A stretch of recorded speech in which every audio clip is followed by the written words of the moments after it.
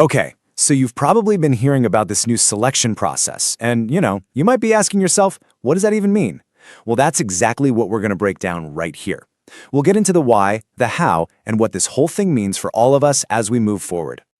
Right, so let's just tackle it head on. This whole selection process thing, it can sound a little vague, maybe even a bit intimidating, right? But stick with me, because the idea behind it is actually all about moving everyone forward, together. It's not what you might think. So, to really get what's going on, we first have to ask why. Why is this change even happening in the first place? And there's a really great analogy that just makes it all click. Think of it as upgrading from a hang glider to a jumbo jet. The bottom line is, the old way of doing things, well, it was great for what it was, but it just wasn't built for where we're headed. As the source material puts it, it just was not capable of taking us to our intended destination. It had kind of hit its ceiling, you know? And this really breaks down that whole hang glider versus jet idea. The past, that's the hang glider. It's cool, it's beautiful, but it can only go so far and carry a handful of people. The future? That's the jumbo jet. It's built for the long haul, it has room for everybody, and it's designed from the ground up to get us all to the same place together. Okay, so we're all getting on this new jumbo jet. But how exactly? How does that work? This is where we get into the nuts and bolts of the selection process itself. Think of it as a strategic boarding plan. And this is super important. This is not random at all. It's a very deliberate, very strategic plan. The best way to picture it is to think about how an airline boards a plane. Nothing is by chance. Every single step has a reason behind it. I mean, you've seen it, right? Airlines do this all the time. Sometimes they'll board folks with priority status first, or families that need a little extra time. Other times, they board from the back to the front to make things go faster. Every single one of those methods is a strategy to get the best result.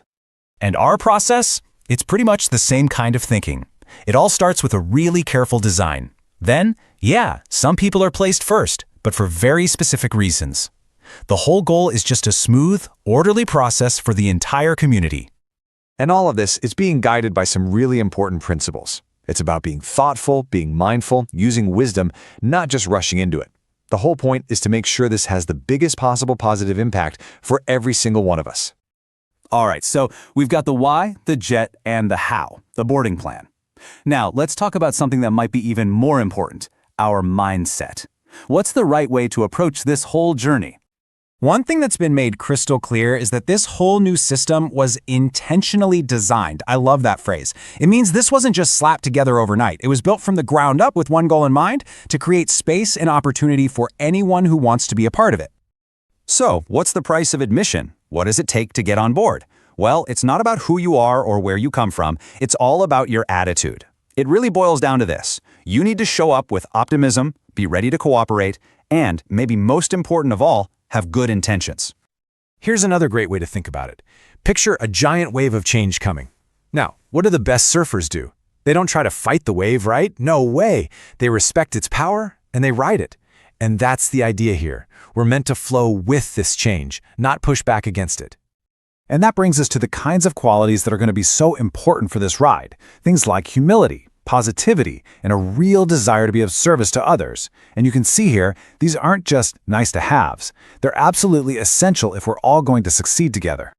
And that idea of service, it's especially huge for the folks who are getting on board first. It's so important to see them not as VIPs in first class, but more like the flight crew or the ushers. Their job isn't about having a better seat, it's about having a bigger responsibility, to help, to guide, and to make sure everyone else gets on board smoothly. Okay, so this brings us to what is maybe the most important point of all. We've talked about the jet, the boarding plan, the right mindset, but what's the destination? What's the whole point of all of this? And here it is, plain and simple. It really, truly does not matter who gets on board first and who gets on last. Think about it. The jet doesn't take off until everybody is settled in their seat. And once we're in the air, we are all going to the exact same place. So let's just nail down these key takeaways, the big reminders. Number 1, there is room for everyone who comes with the right heart. Number 2, we are all headed to the very same destination. And number 3, we are doing this together as one group. And look, if there is only one thing you remember from all of this, let it be this simple fact. You only need one seat. That's it. And there is absolutely a seat waiting for you. This really says it all, doesn't it? This is about so much more than just a new process. It's a real shift. It's about us, together, leaving the past behind and getting ready for a journey that's full of promise, unity, and a real shared purpose. So let's wrap it up with this thought. The jet is on the tarmac.